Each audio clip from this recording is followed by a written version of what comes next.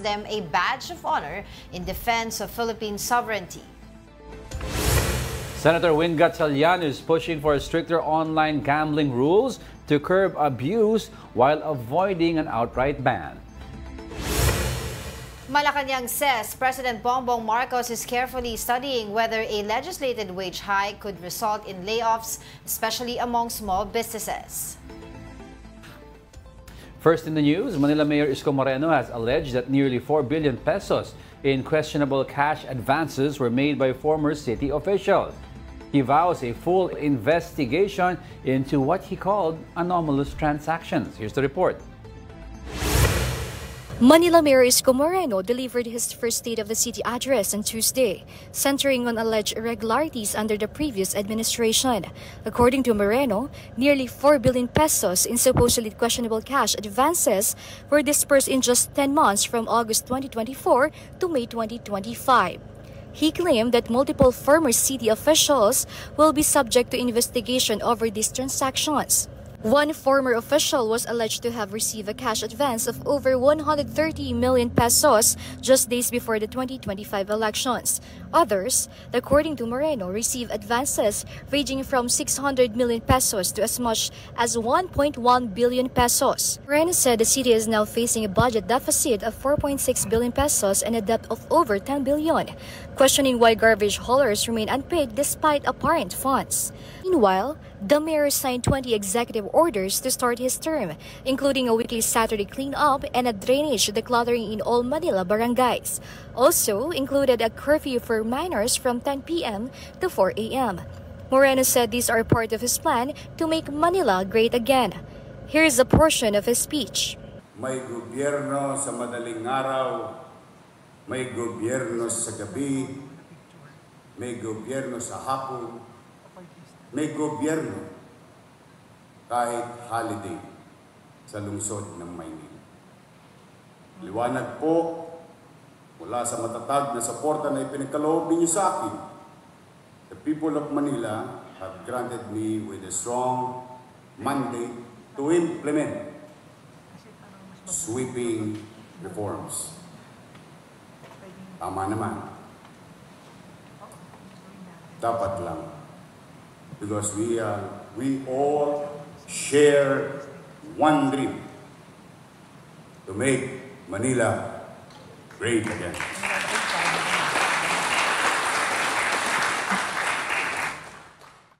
Now, some may notice something missing in Quiapo. The sidewalk vendors, they've been cleared out as part of cleanup operations ordered by Manila's new city government. Mobile journalist Mermon Reyes with the story.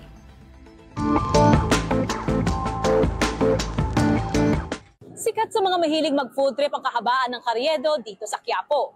Pero ngayon, biglaan silang nagligpitan at nalinis ang mga lansangan. Maluwag, maaliwalas, malinis at mas madaraanan. Ito na ang sitwasyon ngayon sa Quinta, Villalobos, Evangelista, lalo na sa Carriedo. Umalis na kasi ang hilera ng mga nagtitinda. Ayon sa ilan, mas naramdaman nila ang seguridad sa kanilang paglalakad sa lugar. Kasi maluwag, tapos maganda ng tingnan ng view. Problema lang mo dyan, kawawa naman yung mga vendors. Malinis po siya tingnan, pero on the other side po, syempre, nakakawa po sa mga vendors. Mas safe naman po talaga. Para iwas na rin po yung nakawan, like pag maraming tao. Meron din namang sang-ayon sa pagliligpit ng street vendors. Lumuwag na talaga yung yung harapan namin. Tapos nung mga nakaraan talaga, sobrang sikip itong bangketa sa Quiapo. At marumi. Tapos yung iba, grabe din talaga extend. Kasi di ba may guhit. Hindi yan sila din nakapermis sa guhit. Hindi lang yung mga sikat na food at street vendors dito sa Carriedo ang niligpit. Dahil bukod dito sa Carriedo, nagkaroon din ng pagliligpit dito, dito, dito, dito, at dito. Pero ang problema kasi, hibik ng mga street vendor. Saan nga ba ang lugar nila dito sa Quiapo, Maynila? Isa na rito ang dating nag-iihaw ng pusit na si Arlene. Hindi na raw niya alam kung kailan siya makakabalik sa pagtitinda. Dito lang di kami natutulog, street dwellers lang kami kasi mahirap mangupahan. Alam po talaga namin bawal dito kasi mabuhay din. Pero syempre po kasi kami, tulad ko na nag-iisa lang ako, mahirap maghanap ng trabaho. Sa impormasyong nakuha ng ilang food vendors sa Carriedo, meron daw planong ilipat sila ng pwesto. Pero habang wala pang konkreto, kanya-kanyang pahinga muna raw sila o kaya gawing cook from home ang galawan ng pagtitinda. Sana kaming mga food vendor, bigyan kami ng magandang lugar na sama-sama kami, lalo na dito sa Quiapo, na dinadayo na talaga ngayon ng mga tao. Lalo na yung food tripan dito. Siguro iba, dumidiskarte online. Ito Carriedo po is, understand naman po namin na non-negotiable. Pero umaasa po kami na tutulungan po kami, hingi po kami ng lugar kung saan dyan po kami pwedeng ilagay para makapaghanap po. Ayon naman sa isa sa mga barangay sa paligid ng Quiapo, susunod lang sila sa magiging utos para sa pagsasaayos sa lugar, lalo ngayong nagpalit na ang pamunuan sa Maynila. Patuloy kami nag-aayos. Actually kahapon, naglinis and everything. Tapos today, we are inventorying yung mga drainages na para ipaschedule na for siponing and declogging para din bago mabalik, malinis natin yung mga kalye. Wala raw problema ang paglilinis sa sistema sa pamumuhay o kalakaran sa Maynila. Pero anila, sana raw ay may konkretong plano ang lokal na pamahalaan para sa kanilang may gusto lang makapaghanap buhay. Mobile journalist Merrimon Reyes po, hatid ang mukha ng balita. A day nga before mag-swear-in ata sila Yorme, di ba, dumaan tayo ng Manila, that's the weekend. Halatang naglinis na rin yung mga barangay, o yung mga existing officials na incoming, yung, di ba, naglinis na sila knowing kung ano yung thrust ni incoming Mayor Isko Moreno. Oo. So yun nga lang, no? Pero based on the interviews naman na napanood ko tsaka mga articles that I've read regarding this matter, meron naman talagang plano. Meron. Di ba, ang city government, doon sa mga street vendors natin, bibigyan sila ng pwesto, tapos doon sila, parang may konting renta lang doon sa pwesto na yun. Tapos meron silang isang area where they can really sell. Actually, nung panahon, hindi sila nakakalat. Correct ka dyan. Nung panahon ni Isko Moreno, Mayor Isko Moreno, before si Mayor Hani ang nag-take over, may area na talaga sila na linaan. It's just that nung bumalik si Mayor Hani, umalis yung street vendors doon at bumalik sila sa kalye. Right. So ngayon parang ibabalik na lang nila, pero alam ko change location because yung original place daw parang hindi na conducive. Ginawa rin ni Mayor Joy Belmonte. Some parts of Quezon City, meron ka makikita doon ng mga talagang uniform lugar. tents. So, yes, tapos may something like 20 pesos a day na babayaran na upa. And more than that, yung nakikita nating full-blown garbage crisis ng Manila. Napakadami, nakita mo, alam naman natin kung ano yung mga sakit na maaaring magdulot from itong mga basura na to. Isa-isa po yan nililinis ngayon. At yung issue pa rin, even nung December of last year, pinag-usapan din natin yan dito sa ating programa, yung issue nga na hindi daw pagbabayad ng government, ng local government ng Manila, doon sa mga garbage collection management na ngayon daw talagang 950 million, umaabot sa 950 million. 3 waste management contractors yan. Nauna yung Lionel, sila yung unang nagsabi na hindi na kami mangongolekta by the end of the year of last year, 2024, kasi nga daw walang bayad silang nakukuha. And then kinuha naman ng administration nila Lacuna yung dalawa, which is yung Felco Metro Waste Management saka Metro Waste Solid Waste Management. At sila naman ay nag-terminate na rin ng contract nila ng Feb 2025 dahil ganun din yung issue, wala ring payment na nangyayari. So isa yun sa mga titingnan din of course ng new administration ng Manila para maibalik. Kasi yung ngayon, yung mga pagkolekta dun sa mga basura na nakita natin sa mga reports ay sinasabi according sa reports din ay pinakiusapan lang ni Mayor Isko Moreno, yung Lionel Waste Management na kunin yung mga basura for free for old time's sake. Yun. So, yun ang aabangan din natin dyan kasi napakadumi talaga at that time di ba? Bakit? Nung panahon ng branch yung huli nangyari ito. Ang haba. Yes, Your Honor. Sa basura kasi dahil hindi na alam talaga natin kung anong daming mga sakit ang idudulot ng mga basura. If you remember kasi, just context lang for our viewers, kung maalala niyo po kasi ang naging thrust or naging campaign na pinaka-campaign platform ni Isko Moreno, yung cleanliness ng Manila. It started because parang dumalaw ata si Yorme, hindi na siya mayor, nakatapak ng, alam mo na, na pasintabi po sa mga kumakain. mula nung parang just a very basic daw na gano'n, madumi. So naging premise ng buong campaign niya was cleanliness. Ngayon, he wanted to look, bakit may cleanliness issue? Is it just simple mismanagement? So nung sinilip niya, little by little, kwento niya yun sa speech niya nakita niya may deeper issue, yung surface lang yung cleanliness, yung deeper issue is kaya pala madumi, is because yung sinasabi mo nga, meron hindi bayaran na nangyayari. So ano yung ugat nito? Yung pinakita niyang picture sa speech niya, yun ang mga imbestigahan daw na personnel from the LGU na ang daming cash advances na punta, and yet walang napunta sa mga... Kahit man lang, hindi naman natin sinasabi agad-agad bayaran ng 950 million dahil napakalaki. Tsaka, I think, from years back pa dated yung utang na yan, Pero, maaari sanang nabawasan yun kung wala nangyari. Allegedly dun sa investigation na mangyayari dyan. We'll see. Pero isa sa mga sinasabi din ng mga city officials doon, kasi may ordinansa dyan sa Manila, yung 8793 na kinakailangan yung mga city doon na workers ay may mga health permits. I think meron din yan sa QC sa Pasig, So, ang nangyayari doon during the time of Lacuna, sinasabi ng ibang mga labor unions, yung mga workers doon, substandard yung mga testing facilities. Tapos may mga nangyari pa sa UST na nagkaroon ng, hindi nabigyan ng teaching load yung ibang mga teachers kasi hindi sila nakakuha ng health permits. So, isa yan sa mga tinitingnan din nila talaga mga problema ngayon sa Manila. And hindi lang sa Manila may problema sa basura, I mean, nakikita naman natin, na kapag nagbabagyo dito talagang kahit konting ulan, bahana dahil we really need to do something about And moving forward kasi, before we, sabihin na natin, ibang cities ay very strict sa garbage disposal system nila. They're cleaning their streets para pag umulan, hindi bumaha. Kung may isang city lang sa metro na pasaway, useless ang efforts ng iba because Metro Manila shares one waterway and one drain, which all leads to sa dulo ng Pasig River. So, isang city lang, sabihin mo Manila, isa lang ang pasaway sa garbage disposal nila. So, yung efforts lang, sabihin natin, ng Mandaluyong, Pasig, Quezon City, wala. Because yung waterway, klinag mo rin. Right.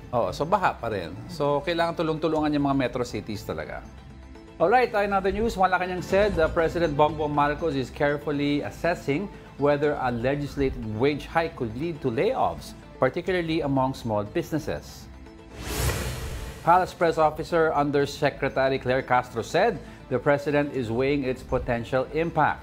On Monday, the NCR Wage Board approved a 50 pesos daily wage increase set to take effect on July 18. That same day, lawmakers filed several bills seeking a legislated wage hike as the 20th Congress opened.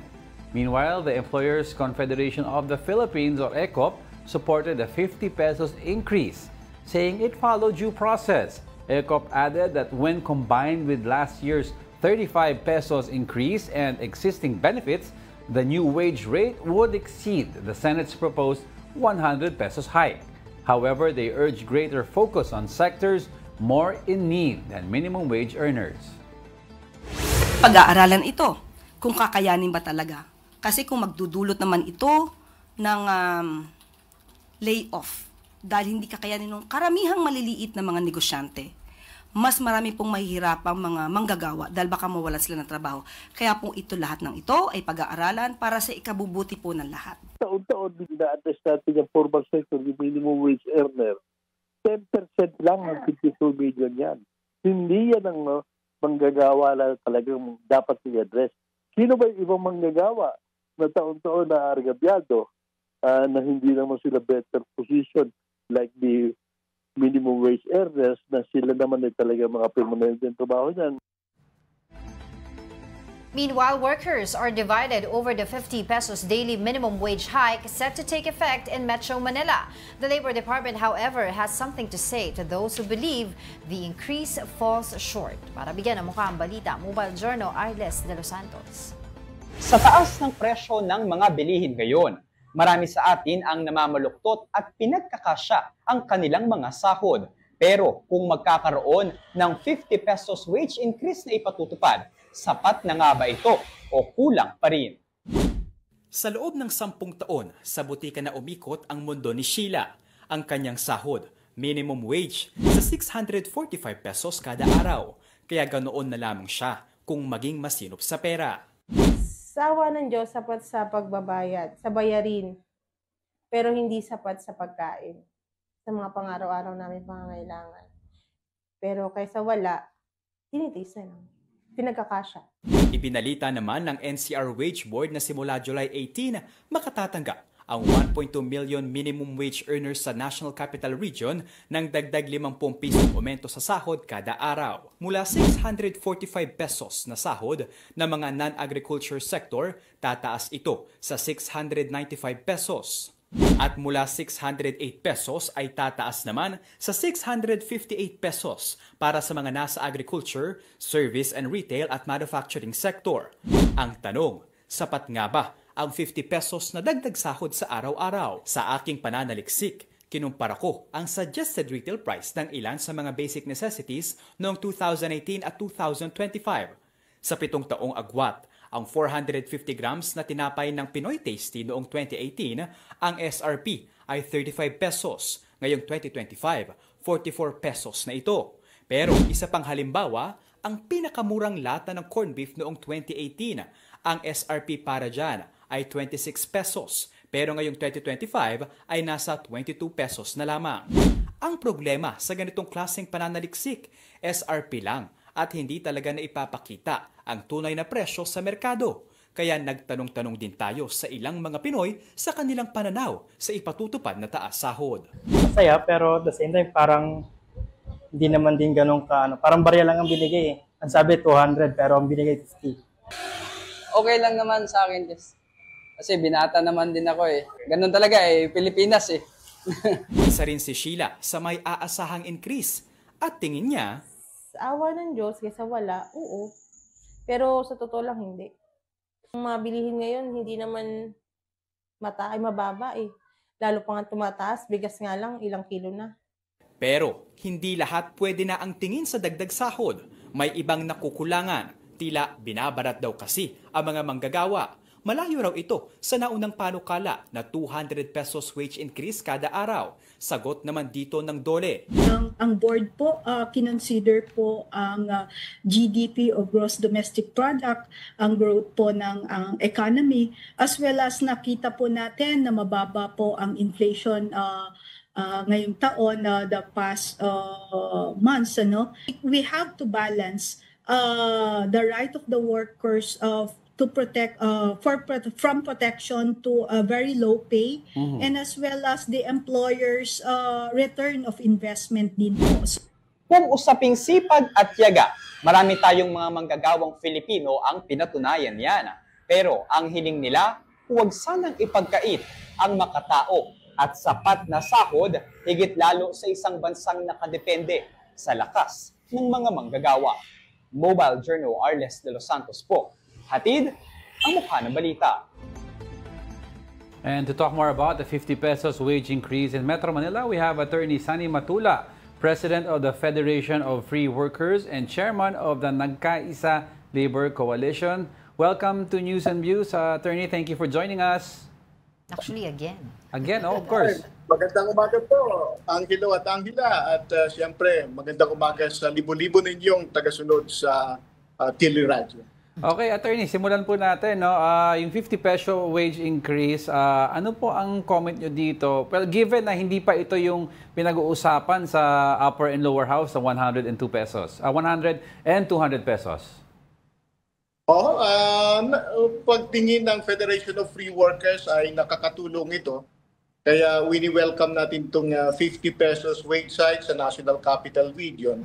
Pero sa ating palagay ay hindi ito sapat para sa pangangailangan ng mga manggagawa. Kaya po isinusulong pa rin po natin yung 200 pesos legislated wage hike patungo doon sa sinasabi natin na living wage na isang constitutional mandate sa Estado. Kaya sinusuportahan natin yung pag-file nung Monday ng 200 pesos wage hike ng Trade Union Congress of the Philippines, kamanggagawa, at iba pang mga kongresista. Doon po sa aming naging panayam kahapon, doon po si Attorney, doon po sa taga-DOLE, no, inilahad po niya sa amin yung may formula sila and yung mga factors that they considered kung paano po nila nakuha itong 50 pesos na increase na ito. within NCR. Kayo po ba ay sang-ayon sa gano'n na sinabi po nila, ay kinonsidera po nila yung inflation natin, hindi naman gano'n kataas? Your thoughts on that? Yung ating pinaglalaban ay makarecover yung ating mga manggagawa na halos 50% ng kanilang purchasing power ang nawala kung ating ikumpara yung purchasing power nila noong 1989. At sa karoon na pong parang national consensus tayo na yung taas sahod ay 100 pesos, between 100 pesos and 200 pesos. Kaya po ito po ay kasunduan ng Senado, 100 pesos, at ng House of Representatives ay 200 pesos.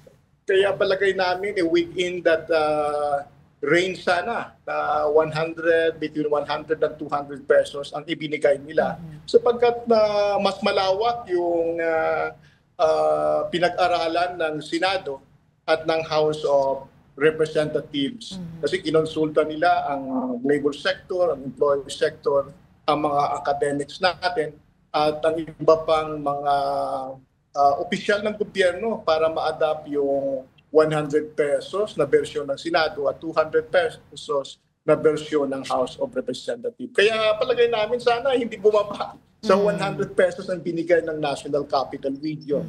At saka limitado lang yung binigay sa jurisdiction ng National Capital Region. Dapat pambansa ang kinakailangan sapagkat discriminatory na ngayon ang salary ng mga manggagawa Mas siyempre kung nasa probinsya ka, mas pareho ang gawa mo, mas mababa ka kaysa NCR. Ano ba ang kaibahan ng gawain ng isang karpintero sa Butuan City o sa Palawan kaysa ginagawa the same work ng karpintero sa Metro Manila? Kaya po dapat ma-address ito.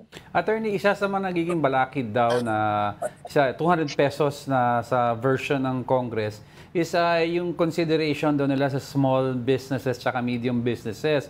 Para daw sa suggestion daw ng iba, para matuloy na ito, papayag ba daw ang labor sector na yung mga small businesses or at least small to medium, bigyan na lang ng exempt para at least masimulan na tong tax exempt. Tax exempt para magsimulan na tong 200 pesos kasi yun lang daw actually nagiging sa large enterprises parang wala naman daw problema Palagay ko naman na hindi makatotohanan yung depensa na medium na small enterprises ay exempted. Sapagkat exempted na po sila sa ilalim na kasalukuyang batas. Sa ilalim ng Barangay Micro Business Enterprises Law, yung mga 3 milyon pababa ang capital nakarehistro sa SEC. Kanilang local government, sila po ay exempted na. At saka yung halimbawa, yung 10 empleyado pababa sa retail industry naman, ay maaari silang ma-exempted sa minimum wage law. At siyempre, yung mga distressed company talaga, ay maaari din mag-apply sa exemption. Kaya palagay ko ay ginagamit lamang yung maliliit na negosyo para hindi maituloy itong national wage hike natin. Sapagkat may mga tawag nito, matitemper naman yan. May sa implementing rules ay natitemper na yan. At sa kasalukuyang batas ay ang marami sa kanila exempted na po. Pero attorney, kasi ang issue daw ata yung word na auto exemption, hindi siya auto Ang sinasabi kasi ng DOLE, kailangan mag-file lang isang business ng exemption. Ang fear ng iba, of course, alam na natin, madami daw, hindi na natin ilalahat. May mga red tape daw sa loob ng sistema, kaya natatakot sila na kahit small enterprise sila, baka hindi daw sila mag-grant ng exemption at tumiklop bigla yung business. So dapat hindi mag-burden sa manggagawa yan. Dapat i-address ng sila mag-usap doon. Sila mag-ayos doon. problem. At siyempre, yung mga barangay micro business enterprises natin, ay mag-register lang naman ang kinakailangan. Right. 3 milyon na pababa. At saka yung kanilang sa computation ng 3 milyon, hindi kasama dyan yung kanilang building at saka yung kanilang lupa. Kaya palagay ko naman there are leeways na yung maliliit talaga ng mga negosyo na hindi kaya ay may mga provision sa batas na exempt sila or exempted na nga sila. But in connection to that pa rin po, Sir Kasi while we recognize daw po yung sinasabi, of course, ng mga manggagawa, time and again, ito po yung lagi natin pinag-uusapan pagdating po sa usapin ng pagtaas ng sweldo ng ating mga manggagawa, na sinasabi po nila na, o sige, meron tayong certain amount kasi pag lumampas pa doon, 'di ba, ang mga businesses naman magsasuffer or ipapatong yan sa mga consumer or magle-layoff sila. Yun din po ang sinasabi ng administration ngayon, pag-aaralan nila, make sure na walang ma-layoff, 'di ba, ng mga empleyado kapag nagtaas po ng certain amount ang mga sweldo. How do we strike a balance po para po hindi naman po laging sinasabi na, o sige, pag nagtaas kami ng ng sweldo, baka maraming mawala naman ng trabaho? Sa palagay namin, within the power naman ng gobyerno na i-control yung mga basic prices natin. Ano? Pero sa tingin namin ay kinakailangan na talaga at within the capacity of the employers ang magbibigay. Alam naman natin na ilang taon na yung mga privileges nila. Na-exempt sila sa tax sa ilalim ng CREATE. Binaba yung corporate tax from 35% to 25%. Yung mga maliliit talaga ay 20% na lamang. So may mga savings na sila dyan. At kung titingnan natin yung paglobo o pataas ng ating ekonomiya, yung GNP at GDP natin ay tumataas. Pero yung purchasing power ng mga manggagawa ay nakat into 1/2 na lamang kung ikumpara yung prices at yung ating purchasing power ng ating national wage act noong 1989 o 36 years ago.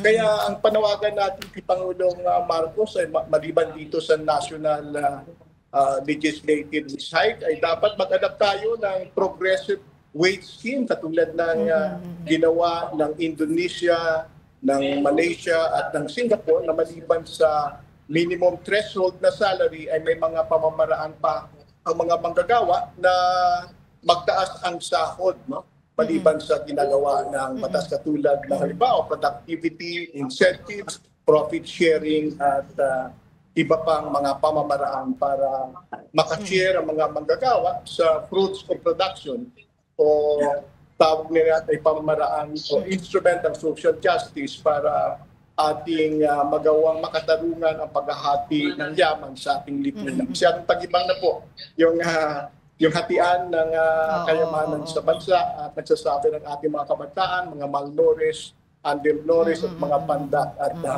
at hindi na mabubuhay na malusog. Ano? Kaya po, ang taas sahod, kinakailangan talaga. Lastly na lang po, sir, yung bali po kasi nagbanggit na rin po kayo ng mga opsyon na pwede po natin magawa. Yung pong sinasabi ng ibang panukala na wag na lang daw po i-tax yung mga overtime pay, night differential pay, para daw mas malaki din po yung may uwi ng mga manggagawa.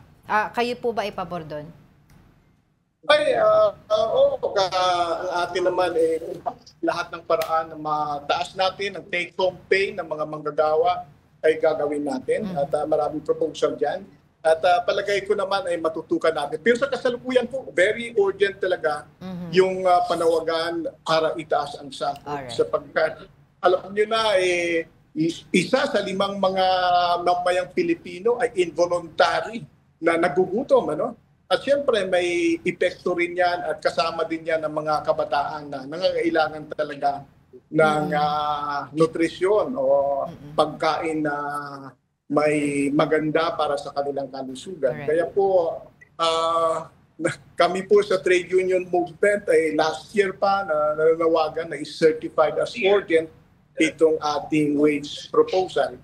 At itong 28th Congress sana ay dapat ating makuha na.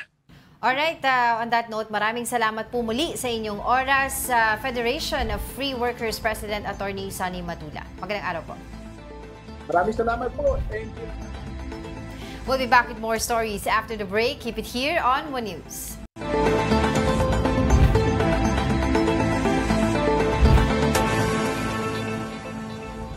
Good morning. You're still watching News and Views here on One News. Palace hits back at Vice President Sara Duterte saying name-calling cannot excuse lack of transparency in official trips. Here's the report. Ang kakulangan po sa kaalaman sa batas, sa ethical standards ay hindi po maikukubli sa pagmumura o pang-iinsulto. The word war between Palace Press Officer Undersecretary Claire Castro and Vice President Sara Duterte shows no signs of cooling, all sparked by questions over the latter's recent trips abroad. The palace fired back at VP Sara, who earlier called palace officials stupid for questioning the purpose of her trips to Malaysia and Australia. Castro pointed out that it was Duterte herself who said the trips were work-related. And if that's the case, Castro said, she's representing the country and the public deserves to know what exactly was accomplished. In her words, public office is a public trust. So if there's nothing to show for it, she said, maybe no work was done at all. The palace official did not stop there. She also drew a comparison to President Marcos. Ang Pangulo, focus sa trabaho. Kapag po siya man ay umaalis ng bansa, may dalang magandang balita. May magandang naging relasyon sa iba't ibang leaders. Isa dito ay ang pagsagip sa buhay ni Mary Jane Veloso dahil sa magandang relasyon sa Indonesia. Ang pagpapauwi, ang pagpapabalik ng dating mamabatas na si Arnulfo Teves. Pati na po ang mabilis na pababalik kay Alice Goo. At sa Japan, inaangat ang turismo ng Pilipinas. According to Castro, these are the kinds of outcomes that should be reported if, quote, real work was done. The vice president has traveled twice to The Hague this year to visit her father, former President Rodrigo Duterte, who has been detained in the Netherlands since March. She also attended gatherings with overseas Filipino workers in Hong Kong, Qatar, Malaysia, and Australia. VP Sara had earlier denied claims of using taxpayers' money for her travels, saying she paid for her own airfare and accommodations. For News 5, Maricel Halili, We Are One News. We have with us lawyer Ferdinand Topacio, has appointed as a spokesperson of the Partido Democratico Pilipino on matters related to the impeachment of Vice President Sara Duterte. He joins us live via Zoom. Attorney, welcome back to News and Views. Thank you very much for joining us. Attorney, audio niyo po. Nakamute po kayo, Attorney. I'll repeat that. Sorry, Direct, take 2. Thank you very much. It's always an honor to be on your show. All right, Attorney, let's clear first and foremost yung role niyo po, no, as PDP spokesperson. Kasi sabi nila may spokesperson na daw ang impeachment court, may spokesperson daw ang prosecution. Si VP Sara may spokesperson. So ano yung specific role niyo po? Ang specific role ko po with respect to the party is to make known to the public the sentiments of PDP with respect to the impeachment case, which is a matter of grave national importance. And every political party has not only the right but the obligation to contribute to the national debate. Because as the late Justice Oliver Wendell Holmes once said, the ultimate good desired is better reached in the free trade of ideas. Pero Attorney, if I'm not mistaken, correct me if I'm wrong, si VP Sara po ay hindi naman po miyembro ng PDP? Hindi po. She has her own regional party, Hugpong, and of course, I cannot speak for that particular party nor for VP Sara Duterte. She has her own spokesman, and the PDP also has its own general spokesman who is Attorney Raul Lambino. My authority is limited to all matters pertaining to the impeachment process. Okay. So, ano po ba ang una nating agenda, no? Being isang spokesperson po ngayon related nga po dito sa impeachment trial ni VP Sara Duterte. Ano po ba ang inyong reaksyon doon sa mga kritiko na nagsasabi na ang ilang mga senador, no, na dapat mag-inhibit sa impeachment trial? Nagsalita na nga po ako dyan because may mga grupo po katulad itong Tindig Pilipinas na sinasabi nilang yung mga may political affiliations daw ay dapat mag-inhibit.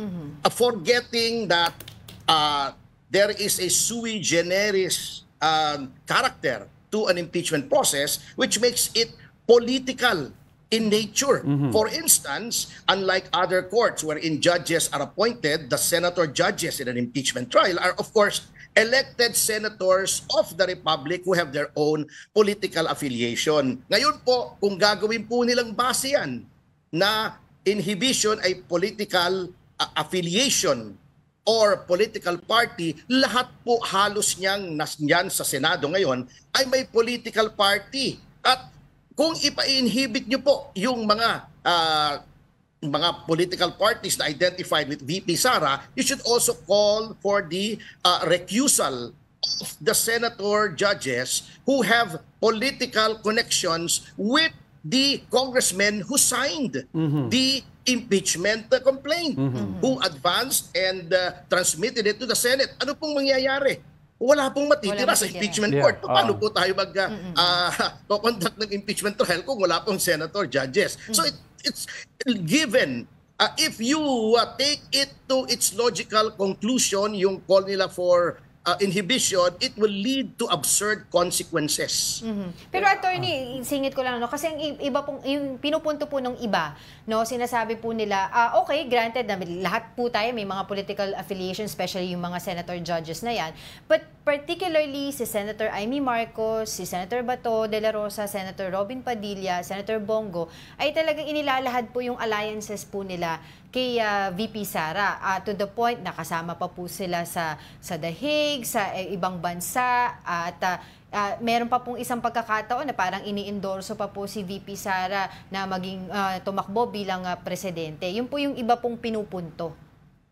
Well, Senator Risa Ontiveros wants to be president and she has already shown her bias against any party or any person connected with President Duterte from the beginning. Why should she not be called to inhibit?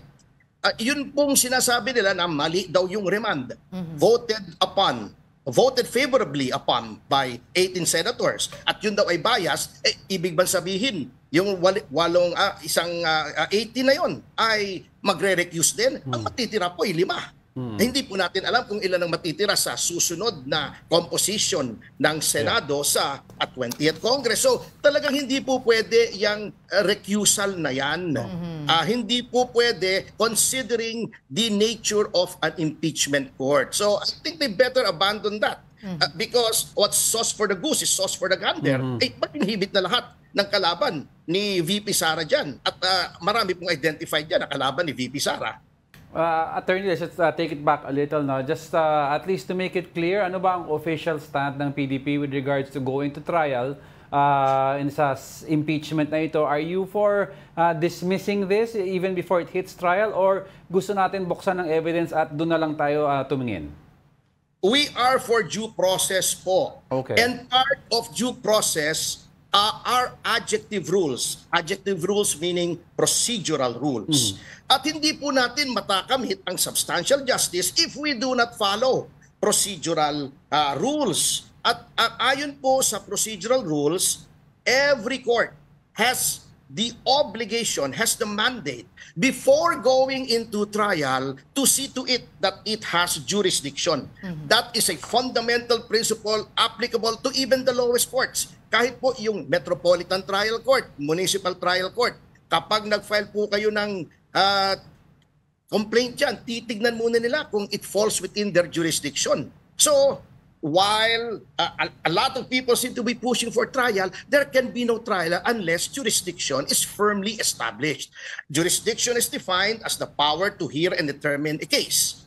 If any tribunal, including the impeachment court, tries a case without the corresponding jurisdiction, all proceedings shall be null and void. Gusto ba natin yun? Na erase pa ang question of jurisdiction in the middle of the trial? We should settle it once and for all at the beginning. So the trial itself will not be vitiated with a genetic defect that may later make all proceedings null and void ab initio or from the start. Pero yung stand ba, attorney, ng partido, was Congress remiss in their duties as to how fast they transmitted the articles of impeachment? Kasi they waited po para maipon daw ang 4 bago na-approve sa plenary.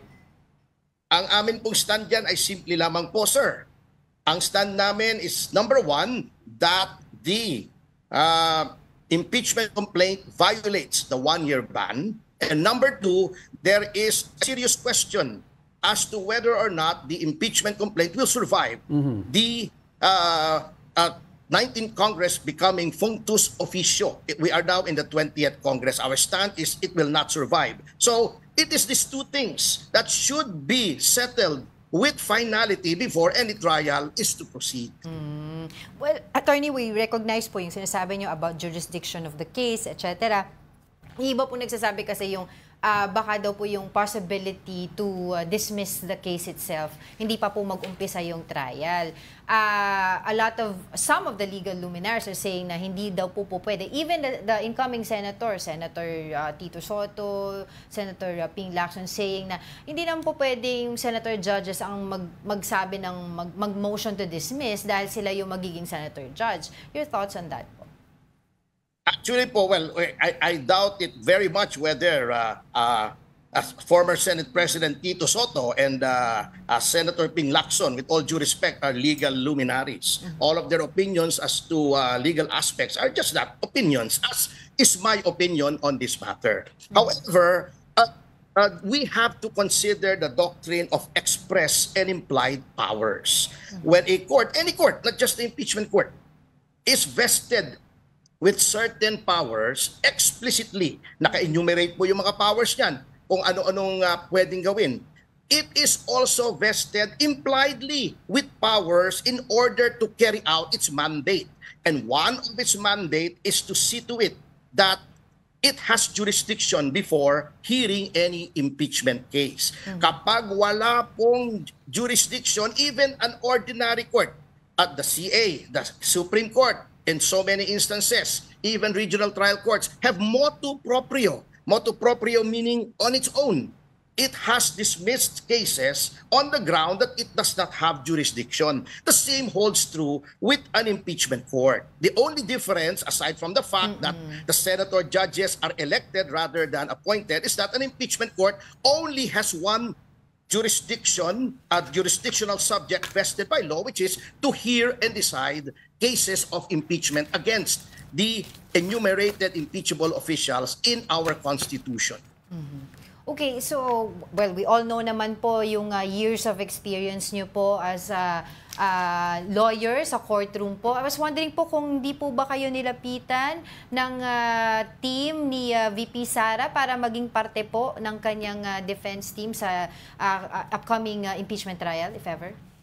Hindi po, kasi yung mga nilapitan naman po nila, lubhang mas magagaling po yung mga yon kesa sa akin. So, I think she is very well represented and that she has a very good defense team. And I know some of them, they're really the creme de la creme when it comes to the legal profession. But setting that aside po, have you seen po yung parang defense play na gagawin po ng defense? Do you think po ba malaki po ang laban, seeing with what's happening, yung reports and everything, malaki po ang laban ni VP Sara na siya po ay ma-acquit or in essence, ma-dismiss po kaagad itong impeachment sa kanya? There are two things, acquittal or conviction in an impeachment court is dependent on so many factors other than the merits of the case. And we have seen that happen in the case of CJ Corona, who was convicted on very flimsy grounds. So, sa merits po, hindi po ito talagang korte where there are strict laws of evidence being applied. Talagang may political component po ito. So I would not hazard a guess as to how the trial is going to come out, either for or against VP Sara. I would just like to give my very humble opinion on the substance of the impeachment complaint, in that these are, well, to quote Abraham Lincoln, it is as thin as the soup made from boiling the shadow of a chicken that has been starved to death. Napakanipis po. Can you imagine, pati tantrum, sinali pa. Pati yung mga actuations niya as mayor. Pati yung refusal niya to condemn China. It is not the place of the Vice President to set foreign policy. The foreign policy of any country is set by the President and by qualified political agency by the Secretary of Foreign Affairs. So all of these offenses, even granting them to be true, are not impeachable offenses. And Attorney, before we let you go, of course, I'd like to ask po, with the recent recantation of yung sa supposedly sa witness kay Pastor Apollo Kibuloy, ano po magiging impact nito sa kaso? I believe that a recantation this early would be very beneficial to the pastor. And I would like to add that this is not the first time that Senator Risa Ontiveros has been accused of trying to suborn perjury or trying to tamper with witness. There are at least 2 other instances aside from alias Rene, where I have personal experience that Senator Ontiveros tried to tamper with witnesses and coach them as to what to say. Okay, and on to your next line before we let you go. Last na po, ano. I know we're taking so much of your time. No Kamusta po problem. si Congressman Arnie Teves? Well, I'm happy to report that Congressman Teves, although he has been experiencing abdominal pains, hindi na po katulad nung dati where he said that the pain scale level is 10/10. Ngayon po, mga 4 or 5/10. And last night, after so many delays, he was eventually transferred back to Annex 2 of the BJMP facility in Bicutan. So he's there. He has been there since 8:30 p.m. last night, and he continues to be there. We just have a follow-up request from his doctors to check him up inside his cell, not no longer to be returned to the PGH, just to make sure that everything is healing well. Wala naman po kayong plano mag-file ng request for hospital arrest or something? Wala po, wala at this time. I think the necessity for hospitalization is over with the laparoscopic surgery on his appendix and the other interventions nung nagkaroon po ng komplikasyon after the operation. So harinawa ay hindi na po mga ilangan ma-ospital si Congressman Teves. Mahirap din naman po sa ospital. Magastos pa. Alright, with that, maraming salamat po sa inyong oras. We will continue to get in touch with you with a lot of issues that concerns you po. Maraming salamat. My pleasure po. Mabuhay po kayo at lahat ng ugat sa inyong katawan. Maraming salamat. PDP spokesman for impeachment matters, Attorney Ferdinand Topacio Jr. Alright, China has imposed sanctions on former Senator Francis Tolentino, banning him from entering the Chinese mainland, Hong Kong, and Macau. According to China's Ministry of Foreign Affairs, the sanctions stem from Tolentino's alleged anti-China stance, which they claim undermines China's interests and its ties to the Philippines. But Tolentino said he won't be deterred, calling the sanction a badge of honor. It's a badge of honor, which I will carry because what I did was for the interests of the Filipino people. The Filipinos should be respected with dignity by other countries, no matter how big or small. Back in April, Tolentino revealed a company based in Makati that he claimed was funded by China to spread pro-China narratives and disinformation targeting the Philippines. Those are not allegations. We have proof presented. I don't regret anything na nagawa ko kasi yung ginawa ko para sa Pilipinas. Now, lawmakers have filed a resolution urging the House to oppose the interim release of former President Rodrigo Duterte. A resolution filed by Representatives Antonio Tino and Rene Co supports Duterte's continued detention in The Hague to ensure justice for victims of his deadly war on drugs. The lawmakers cite Republic Act 9851 and the Rome Statute as legal grounds for ICC jurisdiction over Duterte's actions, even after the Philippines' withdrawal from the court. The resolution also references the Supreme Court's Pangilinan ruling, which they said upholds ICC authority over crimes committed during the country's membership. The Philippines was an ICC member from November 2011 until March 2019. Former Marikina Mayor Marcy Chodoro has been officially proclaimed as the city's first district representative after a disqualification case delayed his proclamation. Here's the report. Supporters of former Mayor Marcy Chodoro trooped to the COMELEC office in Marikina, calling for his immediate proclamation as the duly elected representative of the city's first district. This came after the poll body declared final and executory its decision, lifting the suspension on Chodoro's proclamation. The case stemmed from a disqualification petition filed by the camp of former Senator Coco Pimentel questioning Teodora's residency in the district. At around 3 p.m. yesterday, the Board of Canvassers voted to proceed with the proclamation. By 5 p.m., Teodoro was officially proclaimed. Teodoro criticized the delay, calling it politically motivated. Lahat na ng pwedeng delay na gawa na. Ang tingin ko nga nitong huli, mga unnecessary delay na. At tingin ko dapat may managot. The COMELEC denied the allegation, explaining that the decision lacked clear instructions on whether the Board of Canvassers should convene immediately or wait 5 days under their internal rules.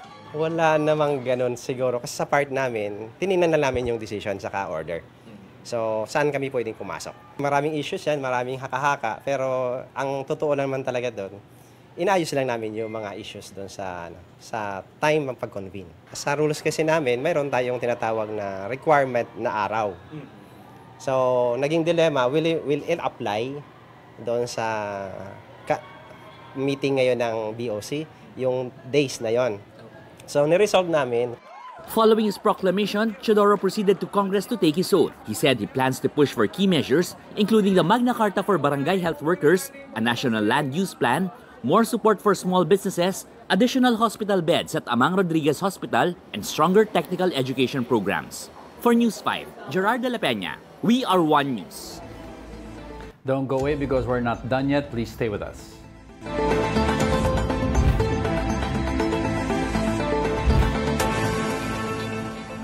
Welcome back. You're still watching News and Views here on One News.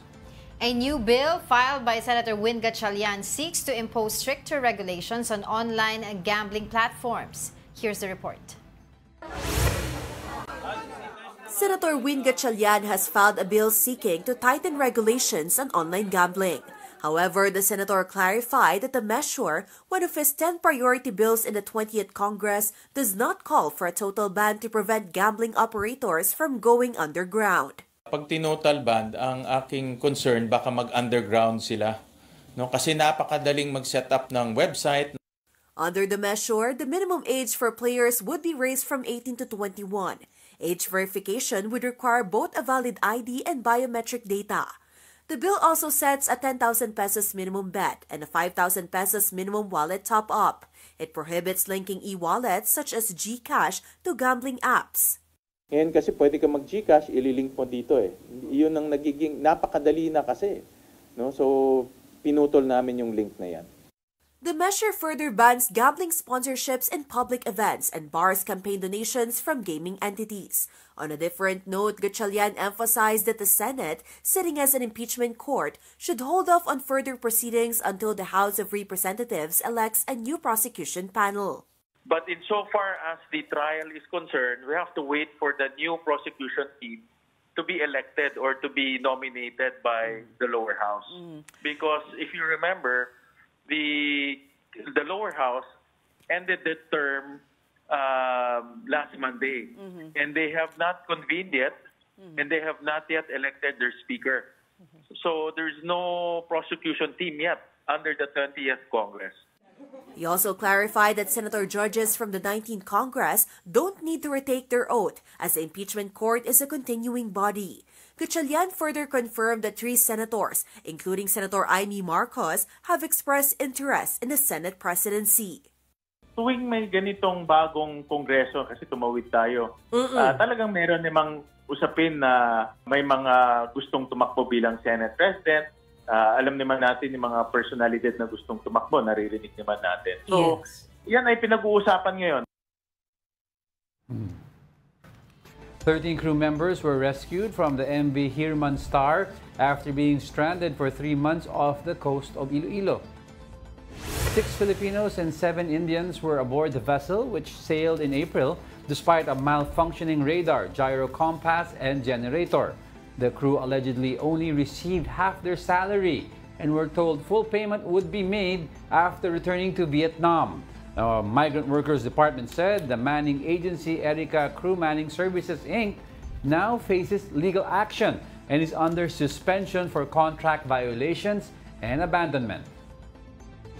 Issue pagdating po sa kondisyon ng kanilang barko at saka sa hindi nabayarang sahod nila. Kami po ay kumilos kasama ang DMW, OWA, kasama ang Philippine Coast Guard, ang Bureau of Immigration, ang Bureau of Customs, ang Marina. Nagkaroon po ng almost 5 hours of intensive negotiation po doon upang payagan po tayong magkaroon ng access on board to directly engage with the stranded crew. And before we let you go, I'd like to leave everyone with a quote: "When the power of love overcomes the love of power, the world will know peace." Jimi Hendrix. And that wraps up today's episode of News and Views. Join us again tomorrow. I'm Angela Lagunzad Castro. I'm Angelo Castro III. We are One You. All sides, all the time.